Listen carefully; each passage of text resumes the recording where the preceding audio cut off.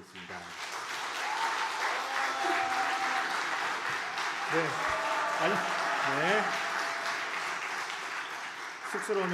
쑥스러우면 기도하겠습니다. 네. 제가 기도하겠습니다.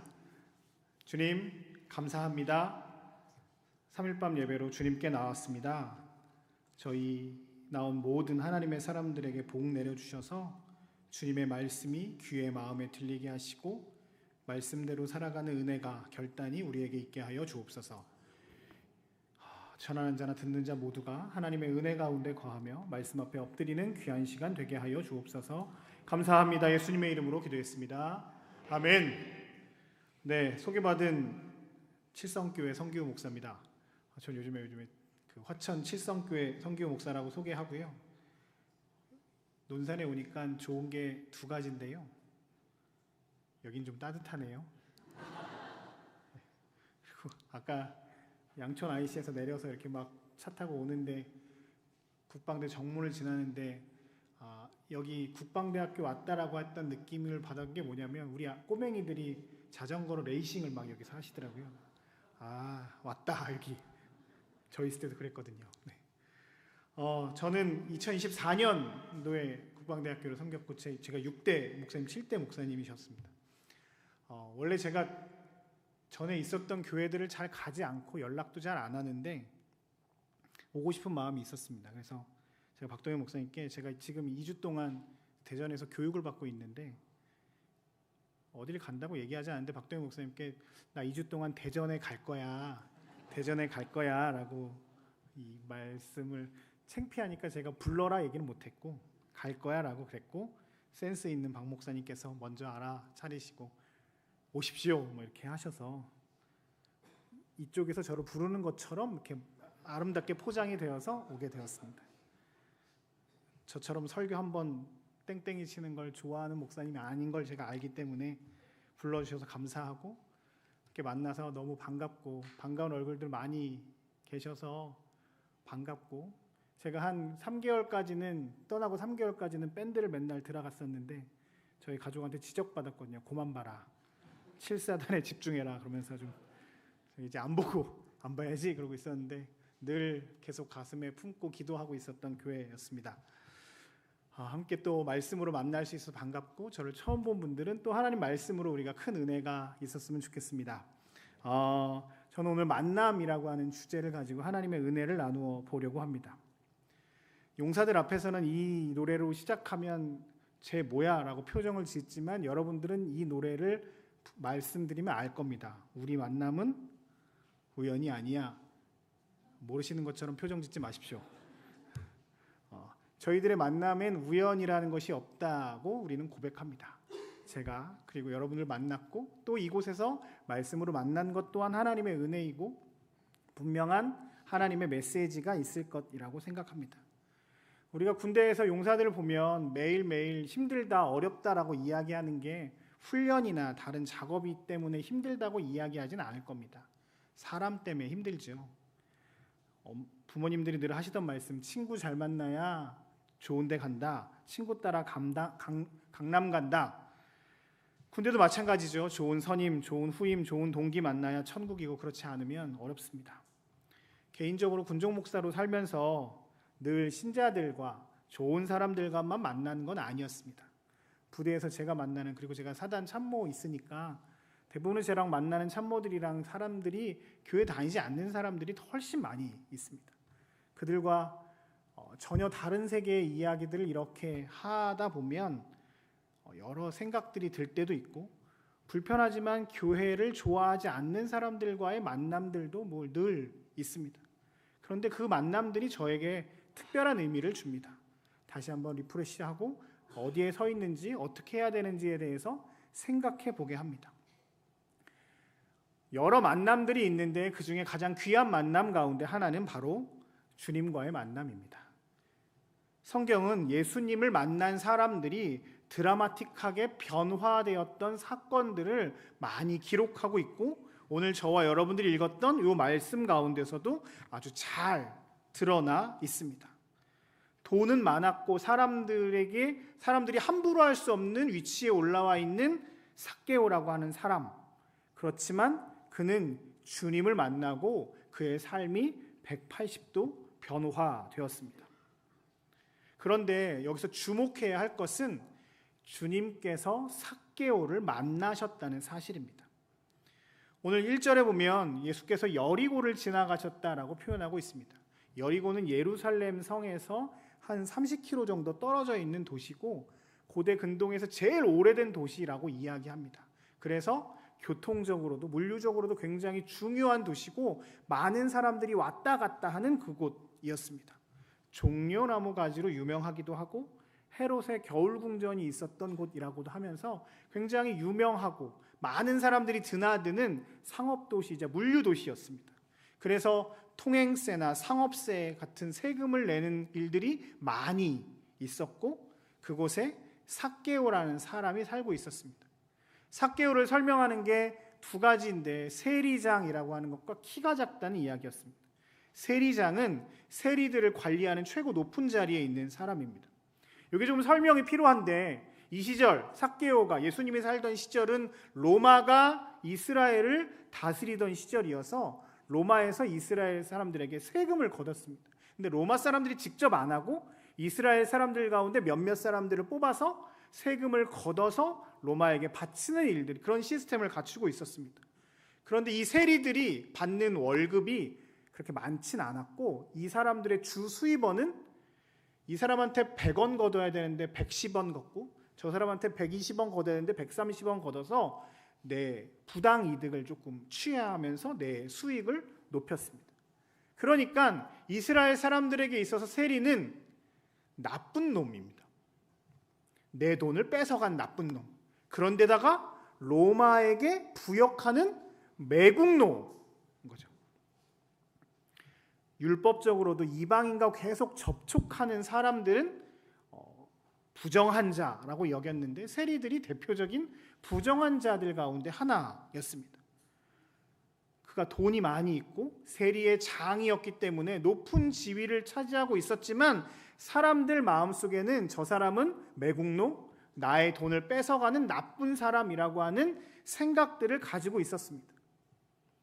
그 상황 가운데 그 마을에 예수께서 이렇게 지나가셨고 삭개오는 어떤 이유인지 모르겠는데 예수를 만나고 싶었습니다. 그저 먼발치라서 보고 싶었는데 키가 작고 사람들이 많아서 나무 위에 올라갔다고 합니다. 제가 오늘 설교 준비를 하고 설교 본문을 주고 박동현 목사님한테 말씀하고 나서 순간 아차 싶었습니다. 왜 내가 그 많은 설교 본문 가운데 삭개오 설교를 할까? 제가 박 목사님한테 오늘 요청한 게 하나 있습니다. 너는 필요 없겠지만 나는 발판을 깔아야 된다. 키가 작음으로 앞을 볼 수 없어 뽕나무 위에 올라가는 삭개오의 모습이 제 모습 같습니다. 삭개오가 뽕나무 위에 돌무화과나무 위에 올라갔고 예수님이 그 모습을 보셨고 그리고 예수님이 삭개오에게 다가오셨습니다. 처음에는 삭개오가 예수님을 보고 싶어서 나무 위에 올라간 것 같지만 예수께서 그를 주목하셨고 그에게 가셨고 그의 이름을 부르십니다. 그리고 말씀하십니다. 5절입니다. 5절 한번 같이 보여줄 수 있을까요? 읽어볼 수 있을까요? 5절 함께 같이 읽겠습니다. 시작. 예수께서 그곳에 이르사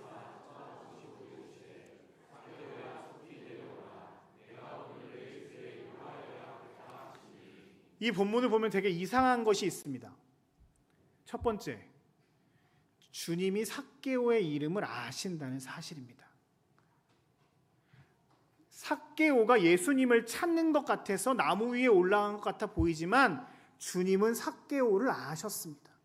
아무도 주목하지 않는 그 삭개오를 아시고 일부러 찾아가셔서 그의 이름을 불러주십니다.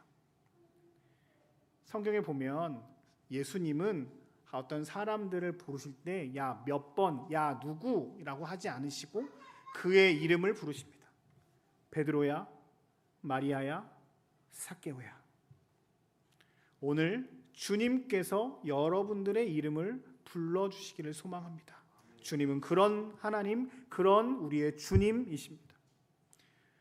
둘째, 주님을 만난 이 삭개오인데 주님께서 먼저 찾아오시면서 오늘 본문 다시 한번 보여주시겠어요? 6절, 5절 다시 한번 보여주시면 저 뒤에 보면 속히 내려오라 오늘 내가 내 집에 유하여야 하겠다라고 표현하고 있습니다. 유하여야 하겠다라는 것은 내가 니네 집에 유했으면 좋겠어 이런 청유형 문장이 아니라 나는 너의 집에 유하여야만 한다라고 하는 의지를 포함한 동사가 포함되어 있다고 합니다. 예수님의 의지가 거기에 들어가 있습니다. 나는 너네 집에 오늘 가야겠어. 나는 오늘 너를 만나야겠어. 나는 오늘 너와 함께 교제해야겠어 라고 하는 주님의 의지가 들어가 있는 단어가 유하여야 하겠어 라고 하는 단어입니다. 주님은 삭개오를 만나길 원하셨습니다. 주님은 삭개오를 만나기 위해 일부러 그에게 다가가셨습니다. 그리고 마지막으로 결정적으로 삭개오와 식사를 하십니다. 이스라엘에서 혹시 보셨는지 모르겠지만 이스라엘 요 시대의 근동 문화에 식사할 때 어떤 자세로 식사하냐면 우리처럼 식탁에 앉아서 식사하지 않습니다. 제가 통상 잘 쉬는 날 잘 하는 자세인데요. 베개를 여기에 끼고 누워서 이렇게 편하게 있는 자세 있죠. 그렇게 거의 누웠다 앉았다시피 하는 그 자세로 있고 그 옆에 있는 사람은 내 하체쯤에 이렇게 눕고 이렇게 해서 둥그렇게 둘러. 그러니까 둥그렇게 둘러서 너희 눕는 듯 앉는 듯 하는 자세로 이렇게 밥을 먹거든요. 그러니까 친한 사람들만 밥 먹습니다. 우리처럼 나중에 식사 함께 하시죠. 이렇게 그냥 인사치레로 하는 게 아니라 진짜 친한 사람들하고만 밥을 먹습니다. 그리고 오늘 여기서는 유하여야겠다는 표현 중에 하나가 내가 오늘 너의 집에 들어가서 한 하루 잠을 자야겠다라고 하는 표현까지 포함되어 있습니다. 고대 근동에서는 손님이 오면 굉장히 극진히 대접하는 게 있습니다. 창세기 18장에 보면 아브라함이 잘 모르는 천사가 왔을 때 극진하게 대접합니다. 그리고 너의 아내가 내년에 아이를 낳을 것이다라는 수태고지를 받기도 하죠. 손님을 이렇게 초대하는 문화들이 있습니다. 그런데 보십시오. 삭개오는 매국노이고 이스라엘 사람들이 싫어하는 죄인 중에 죄인이었습니다. 그 사람과 함께 식사를 한다는 건 내가 죄인이 되기도 하고 그 사람과 함께 식사하는 건 나도 매국노가 될 수 있는, 예수님 입장에서는 삭개오와 밥 먹는 게 썩 좋지 않다 정도가 아니라 이상한 사람 취급을 받을 수 있는 상황 가운데 있습니다. 그럼에도 불구하고 주님은 그에게 가셔서 내가 오늘 너의 집에 유하여야 하겠다라고 말씀하십니다. 나는 너를 부끄러워하지 않는다. 나는 너를 죄인으로 보지 않는다. 내가 너와 함께 하겠다라고 말씀하시는 겁니다. 사람들은 수군거립니다. 매국노의 집에 간다. 죄인의 집에 간다. 갈릴리에서 무슨 예언자가 나오냐? 저 사람 이상한 사람이다 라고 손가락질했지만 주님은 개의치 않으십니다. 삭개오를 만나기 위해 가십니다. 이것이 복음입니다. 내가 주님을 찾은 것이 아니라 주님께서 나를 찾아오셨습니다. 내가 주님을 잡는 것 같지만 그것이 아니라 주님이 우리의 손을 붙잡고 계십니다. 내가 주님께 나와 기도하는 것 같지만 주님이 우리를 기도의 자리로, 예배의 자리로 부르시고 주님이 우리와 함께 하십니다. 삭개오와 같이 아무짝에도 쓸모없는 저희지만 주님이 우리를 찾아오시고 우리의 이름을 부르시고 우리와 함께 하시겠다라고 약속하십니다. 나와 만나는 것이 당신에겐 아무런 이득이 없는데도 불구하고 주님은 오늘 우리를 찾아오십니다. 이 은혜가 여러분들에게 느껴졌으면 좋겠습니다.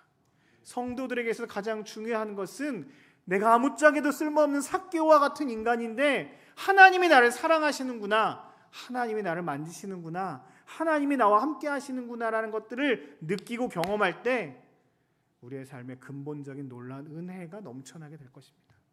이 기쁨이, 이 은혜가 여러분들의 삶에 충만하시길 주의 이름으로 축복합니다. 이 만남으로 삭개오는 변화되었습니다.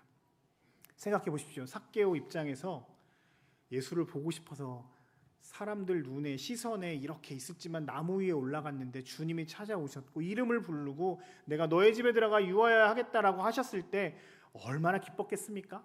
그 저녁 식사가 얼마나 행복했겠습니까? 많은 음식들, 즐거운 대화, 주변의 비난과 그 모든 것 상관없이 주님과의 그 식사 자리는 세상 그 어떤 것보다도 비길 수 없는 엄청난 기쁨이 그에게 있었을 겁니다. 그리고 삭개오가 여기서 사고를 칩니다. 8절인데요. 8절 보여주실 수 있으세요?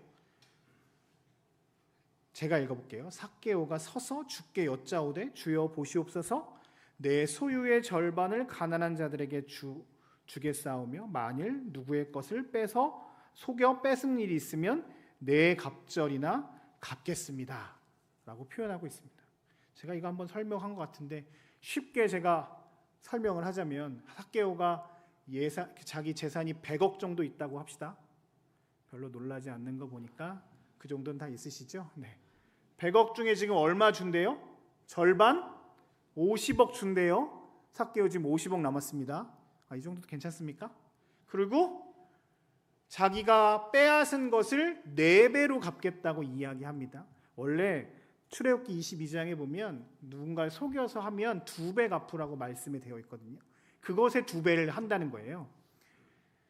제가 봤을 땐 삭개오의 재산 형성의 대부분은 불법적인 형성 과정이었겠지만 10분의 1만 치자고요. 100억 중에 10분의 1만 불법적인 걸로 치자고요. 10억이라고 칩시다. 그럼 얼마요? 40억. 그럼 얼마 남습니까? 10억 정도면 그래도 먹고 살만하니까 괜찮습니까? 그쵸. 우리는 10억이 없으니까 괜찮죠. 근데 삭개오 입장에서는 지금 100억 중에 90억 날라가고 10억 있는 거 제가 최소한으로 잡은 겁니다. 왜냐면 마이너스 될까 봐. 네. 단순히 돈을 기부하는 정도로 그친 것이 아닙니다. 특별히 8절에 주겠사오면은 현재 시제거든요. 내가 지금 당장 이 일을 하겠습니다라고 하는 결단이 포함되어 있는 거거든요. 이게 그냥 재산만 주는 것으로 끝나는 게 아닙니다. 무언가 기부하는 게 아닙니다. 그의 삶의 태도가 바뀌었습니다. 삭개오는 어쩌면 키가 작은 것이 저와 달리 엄청난 컴플렉스였을 것 같습니다. 사람들이 자기를 무시했고 자기가 저 무시당하는 사람을 이겨보면 좋겠다라고 하는 마음들이 분명히 있었겠죠. 그래서 악착같이 돈을 모으려고 했었을 겁니다. 그래서 세리라고 하는 그 직업이 분명히 부정적이고 불법적인 일을 해야 함에도 불구하고 그는 그 자리에서 성공하기 위해 일을 박박 갈고 최선을 다해서 세리의 장까지 올라갔고 엄청난 부귀영화를 누릴 겁니다. 물론 사람들이 손가락질하는 거 알고 있지만 자기 앞에서 손가락질 못합니다. 왜냐하면 돈도 많고 힘도 있었기 때문입니다. 그래서 얘기했겠죠. 야, 니들이 나 키 작다고 네가 죄인이라고 놀리지만 함부로 할 수 없잖아. 나 돈 많어, 힘 많어. 이게 삭개오의 자존심이자 자랑이었을 겁니다. 그에게 돈은 조금 불법을 행했지만 자기가 자랑할 만한 가장 중요한 요소였습니다. 그런데 지금 삭개오는 그것을 내려놓습니다. 그의 삶에 가장 중요한 것이 돈이 아니게 되었습니다. 그는 사람에 대한 태도도 바뀌었습니다. 그에게 이스라엘이라고 하는 공동체는 내 민족, 내 사람이 아니라 저 사람들을 통해서 내가 돈을 많이 벌 수 있겠다라고 하는 수단에 불과했습니다. 그런데 보십시오. 8절에 보면 가난한 자들 그리고 억울한 자들에게 내가 이것을 갚겠다고 표현합니다. 그의 시각이 예수님의 시각으로 바뀌었습니다. 주님이 바라보던 가난하고 소외된 사람들이 이제 눈에 들어오기 시작했습니다. 그의 삶의 가치관이 돈, 명예, 다른 사람들은 상관없이 나만 잘 되면 돼 라고 하는 시각에서 이제 주님을 만난 후에 주님의 시각으로 주님의 마음으로 내 삶의 가장 중요한 것이 예수님입니다 라고 고백하며 살기 시작했습니다. 가장 드라마틱한 변화입니다. 주님을 만난 사람들에게 있는 놀라운 은혜입니다. 본문 18 우리가 읽지 않았지만 본문 누가복음 18장에 보면 한 부자 관원이 나옵니다. 그 사람이 주님께 어떻게 해야 영생을 얻을 수 있겠습니까? 라고 물었고 예수께서 너 소유를 다 팔아서 가난한 자들에게 주고 나를 찾으면 너 구원받을 수 있어 라고 말씀하셨습니다. 그때 18장 23절에 보면 재물이 많음으로 근심하여 떠났다고 말합니다. 진짜 주님을 만나지 못한 사람은 재물 이야기를 했을 때 자기가 가장 중요하다는 것들에 대해 건드려졌을 때 주님을 떠났지만 진짜 주님을 만난 삭개오는 가치관이 삶이 변화되었습니다. 이런 삭개오를 두고 주님 말씀하십니다. 9절입니다. 너가 아브라함의 자손이다. 내가 구원 얻었다 라고 말씀하십니다. 오늘 이 말씀이 우리에게 어떤 의미가 있겠습니까? 우리도 주님을 만나야 합니다. 10절입니다. 우리 10절 한 목소리로 같이 읽어볼까요? 읽겠습니다. 시작. 인자가 온 것은 잃어버린 자를 찾아 주님은 우리를 구원하시기 위해서 이 땅 가운데 오셨습니다. 주님은 삭개오가 먼저 주님을 찾은 것이 아니라 예수께서 먼저 그를 찾아가 이름을 부르시고 만나시며 그의 삶에 찾아가 그를 변화시키셔서 이제 세상의 가치관을 들고 살았던 그 삶을 변화시켜서 주님 중심의 사람이 되었습니다. 이제 우리도 그런 사람들이 되어야 합니다. 여러분들에게 묻습니다. 여러분들이 지금 붙잡고 있는 것은 무엇입니까? 여러분들의 불안, 걱정, 갈급함, 혹 그런 것들을 해결하기 위해 혹 여러분들이 붙잡고 계시는 것이 있으십니까? 삭개오는 오늘 돈을 붙잡고 있으면서 이것이 나를 안정적으로 살 수 있게끔 하겠다라고 설명하고 있습니다. 우리의 계급을 붙잡고 계십니까? 우리의 성공을 붙잡고 계십니까? 어떤 곳에 취직하는 것이 나를 붙잡고 있는 것은 아닙니까? 혹 분노와 적개심으로 이 붙잡고 있는 것은 아니신가요? 돈을 붙잡고 있었을 때 그 많은 돈이 그를 평안하게 하지 못했지만 주님을 만난 이후로 모든 것을 내려놓고 참 평안을 얻었던 삭개오처럼 오늘 여러분들이 쥐고 있었던 혹 다른 것들이 있다면 내려놓고 주님의 기쁨을 누리는 여러분들의 삶이 되시길 주의 이름으로 축복합니다. 하나님은 여러분들의 삶에 찾아오셔서 내 삶의 가장 중요한 것이 무엇인지를 묻고 계시며 그것을 내려놓을 때 참된 평안과 기쁨이 있다라고 말씀하십니다. 두 번째, 오늘 말씀을 통해서 우리가 고백해야 할 것은 여러분들은 무엇에 갈망하고 계시냐고 묻습니다. 물론 주님께서 삭개오를 찾아오셨지만 삭개오의 마음 가운데 갈망함이 있었습니다. 그래서 다 큰 아저씨가 그 나무 위에 올라간 것 아니겠습니까? 아주 작은 마음이지만 주님께 향하고자 하는 마음이 있을 때 주님은 그 작은 마음에 기름을 부으십니다.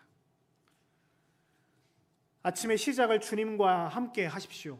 시간을 정해서 주님과 교제하는 시간, 말씀 가운데 거하는 시간, 기도의 시간이 여러분들에게 있기를 소망합니다. 다른 어떤 것보다 주님과 만나는 시간들에 최선을 다하십시오. 물론 저도 여기 있을 때 해외여행 2번이나 갔다 왔습니다.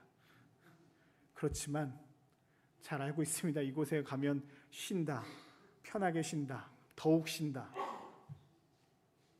그렇지만 주님과 교제하는 자리, 주님 앞에 나오는 자리를 저 뒤편에 놓지 않으시고 가장 우선순위에 두십시오.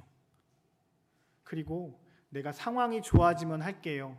내가 이제 또 다른 곳에 가면 할게요. 지금은 조금 쉬어야 되니까 다른 시간에 할게요가 아니라 지금 이 시간, 오늘 여기에 구원이 임한다는 사실을 기억하시고 오늘부터 주님 앞으로 나아가는 여러분들이 되었으면 좋겠습니다.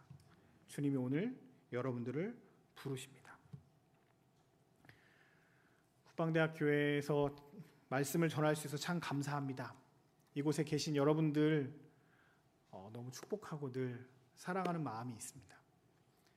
목사로서 여러분들에게 다시 한번 권면합니다. 저와의 만남의 즐거움도 중요하지만 주님과의 만남이 여러분들의 삶에 풍성하시길 주의 이름으로 축복합니다. 그러기 위해 최선을 다해서 주님 앞에 한 걸음 한 걸음 나아가시길 소망합니다.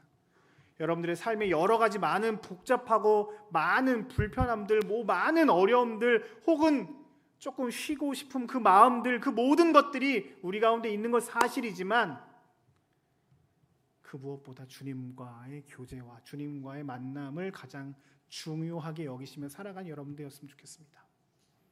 그럴 때 삭개오가 놀랍게 변화됐던 것처럼 우리의 삶이 변화될 것입니다. 주님의 은혜가 여러분의 삶에 충만하게 임하시길 주의 이름으로 축복합니다. 기도하겠습니다. 아버지 감사합니다. 우리를 만나게 하시고 또 주님의 말씀과 만나게 하시니 감사합니다. 우리가 부족하고 연약한 삭개오지만 우리를 찾아오셔서 우리에게 새로운 놀라운 은혜들을 늘 날마다 쏟아부어 주시는 하나님의 은혜에 감사합니다. 주님 앞에 더 한 걸음 한 걸음 나와 주님께서 주시는 놀라운 은혜들을 누리며 그 은혜와 그 기쁨으로만 살아가는 저희 모두가 되게 하여 주시옵소서. 감사드립니다. 예수 그리스도의 이름으로 기도합니다. 아멘.